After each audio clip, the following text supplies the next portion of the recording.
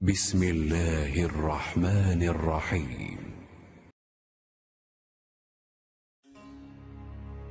रसूलुल्लाह सल्लल्लाहु अलैहि वसल्लम किसी काम का हुक्म देते तो ऐसा ही काम होता जिसके करने की लोगों में ताकत होती। इस पर सहाबा किराम ने अर्ज़ किया कि या रसूलल्लाह, हम लोग तो आप जैसे नहीं हैं, आप तो मासूम हैं और आपकी अल्लाह पाक ने अगली पिछली सब लग़ज़िशें माफ़ फरमा दी हैं, इसलिए हमें अपने से कुछ ज़्यादा इबादत करने का हुक्म फरमाइए।